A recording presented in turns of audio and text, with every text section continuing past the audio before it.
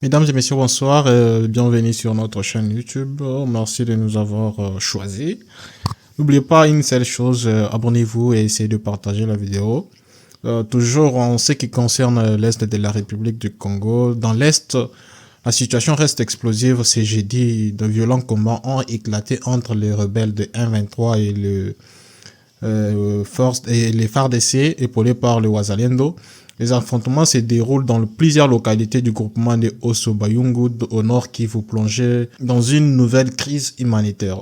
Les 2 milliers d'habitants pris au piège entre les lignes de front fuient en urgence vers Massissi Centre et certains groupes qui sont aux environs.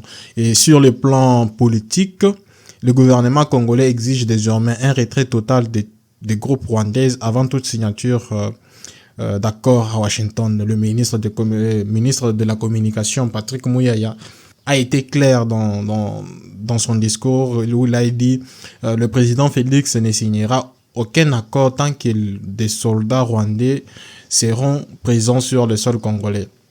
Cette position change aussi donc certaines choses sur le plan et sur aussi l'avenir de M23 parce qu'ils sont premièrement déjà isolés sur le plan international, contesté donc militairement sur plusieurs fronts et désormais au cœur d'une pression politique grandissant, les mouvements, le M23 fait face à un tournant décisif en fait. Si les combats se poursuivent et que Kigali vient à se retirer, les groupes pourraient perdre une partie de sa capacité opérationnelle sur le terrain. La résistance de MFARDC et de Wazalendo pourrait fragiliser davantage leur position.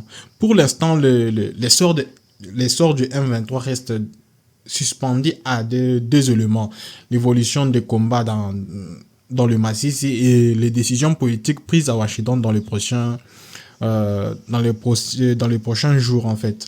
C'est pour cela, tout cela a souvent des conséquences. C'est comme souvent dans l'Est du Congo, ce ne sont pas les groupes armés qui payent le prix les prix les plus lourds, mais ce sont les civils en fait. Des milliers de personnes fuient en direction des Massissi Centre, il y a Bindo et Kachebere. Donc, ces populations vivent une souffrance indicible en fait. Des déplacements massifs, des familles abandonnent leur maison parfois en pleine nuit sous la pluie avec seulement un sac sur la tête. Les routes sont pleines de femmes portant leurs enfants, de vieillards épuisés, de jeunes tentant d'aider leurs parents à marcher. Les sites des déplacés déjà pleins voient arriver des vagues humains impossibles à gérer, pas de tentes, pas de nourriture suffisante, presque pas de soins. C'est ce qui se passe à l'est du Congo. De milliers d'enfants ne vont plus à l'école depuis des semaines. Les salles de classe se transforment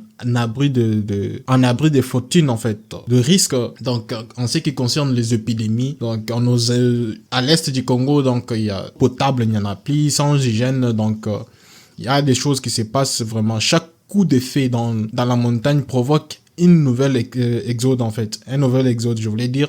La population vit dans la peur permanente, peut-être prise entre deux faits, peur des viols, peur de pillage, et au-dessus de tout cela, un sentiment d'abandon, un sentiment que les Congo profond vit seul, oublié du monde, oublié même parfois dans sa propre capacité.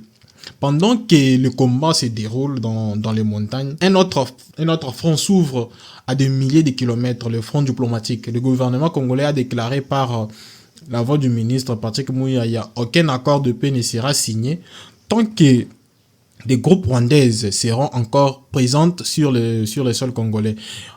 C'est une déclaration forte, lourde des conséquences. Elle signifie Kinshasa met le Rwanda face à ses responsabilités.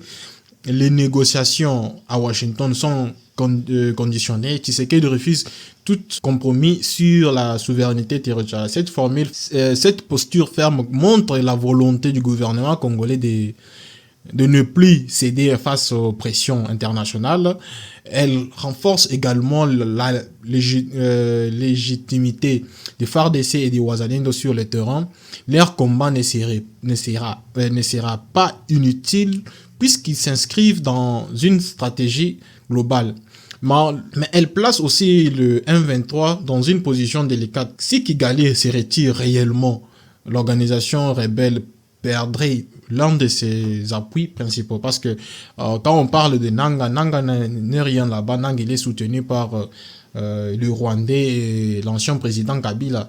Parce que on ne peut pas parler du M23 donc, sans ces deux personnes-là. Parce que Nanga, ce n'est qu'un marionnette qui est là-bas, même s'il est en train de vouloir recruter les 400 magistrats.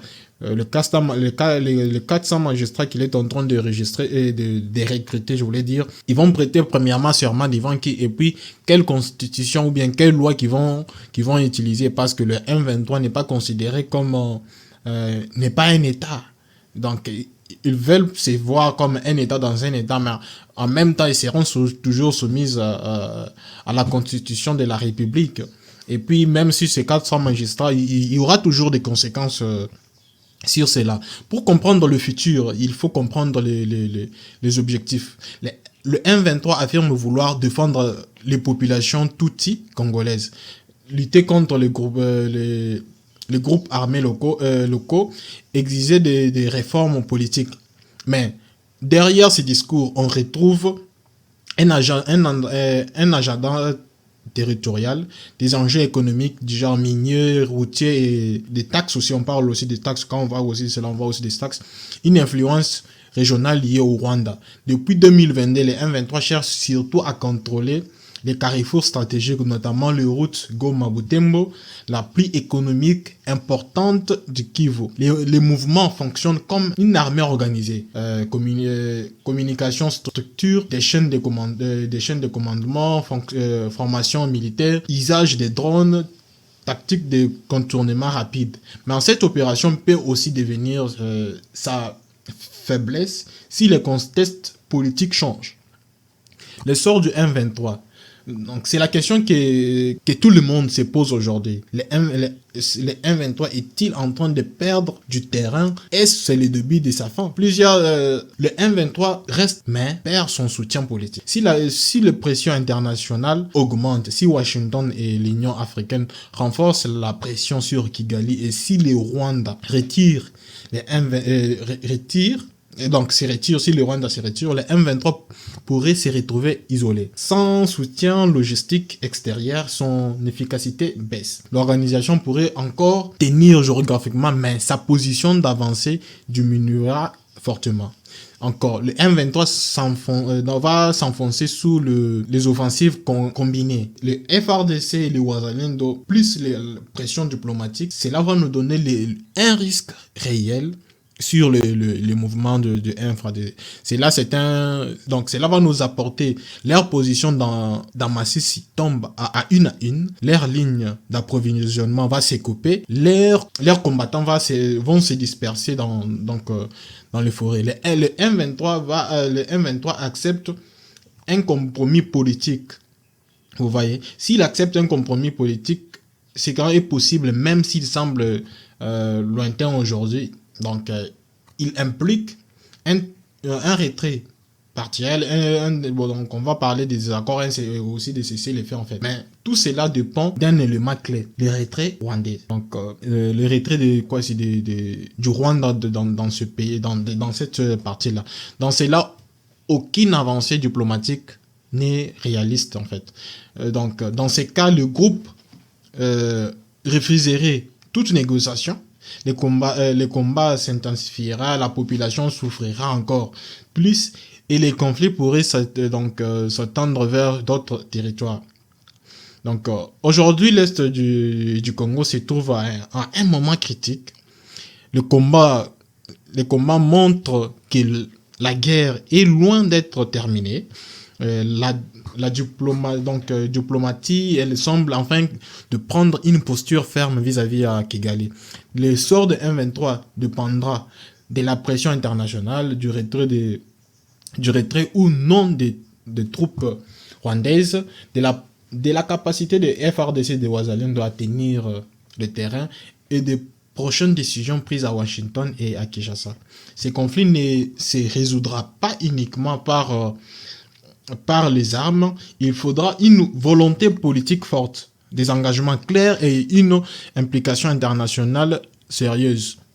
Mais une chose demeure certaine, le peuple congolais mérite enfin la paix. Il mérite un monde qui ne tourne plus les yeux sur sa souffrance, quoi. C'est ce que le peuple congolais a besoin, en fait. Parce que depuis hier, j'ai dit, depuis hier, j'ai dit, depuis hier, j'ai dit dans l'Est, les combats s'intensifient, se sont éclatés entre les rebelles de 1-23 et les FARDC soutenus par les Ouazalendo. Les affrontements se déroulent dans plusieurs localités du groupement Osso Bayungu au Nord Kivu. Donc les habitants fuient vers Massissi Centre et certaines régions. Pendant ce temps-là, le gouvernement congolais exige le retrait des groupes rwandais avant toute signature d'accord de paix à Washington. Le ministre Patrick Muyaya avait déclaré le mercredi 12 novembre que le président ne participera à aucun accord tant que les forces rwandaises resteront sur les sols congolais. Donc c'est ça la situation qui se passe pour le moment, mesdames et messieurs, à l'est de la République démocratique du Congo. N'oubliez pas une seule chose, aimez la vidéo, partagez-la avec la famille, tes amis, et on se retrouve encore demain pour vous informer en ce qui concerne la situation de la République du Congo, mesdames. Merci de nous avoir suivis. Mesdames et messieurs, bonsoir, bienvenue sur notre YouTube.